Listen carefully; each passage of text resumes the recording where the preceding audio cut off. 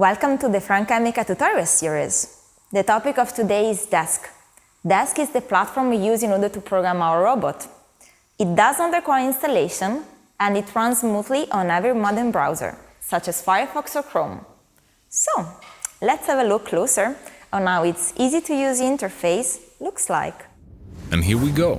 On the right you have the sidebar, which is divided into 5 sections. With the pilot mode, you decide what to control with the pilot, either the end effector of the robot or desk. Guiding mode. You can choose from 4 different guiding modes to make manual guiding easier. Translation, rotation, free moves and user. Next up is joints. Here you find the padlock to lock and unlock the joints of the arm. Then robot status, which shows you the status of the whole system. And last, run the task. With this button you start and stop the task in the timeline. In the apps area, you find all of your customizable apps to solve your task at hand. While in the task area, you store and create new tasks for current or future use. If you want to record it, simply click on the name and it appears immediately in the timeline. In case you want to create a new task, press the plus button.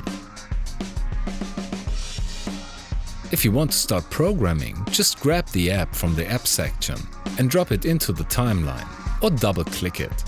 To delete an app, just drag it back to the app section and let go. Tap on the app to open the context menu. In this example, we use the pilot to enter a position into the Cartesian Motion app. Then we continue to parameterize the app further, switching to the next widget and following the clear instructions of the context menu. In case you need to change a parameter, you can take a step back at any time. When you're done programming, pressing continue on the last widget will close the context menu again. Now, we want to give you another example of this powerful way of workflow-based programming. Create a new task and give it a name. You're presented with an empty timeline that you can freely populate with the apps you want to use, and you're not limited to any number. We change the order of the apps in the timeline and add some more to it. Then we're done. Take a closer look at the task area again. By pressing the down arrow, you can download the task to your computer. In case you need to create a copy of the task, pressing the page button will do it.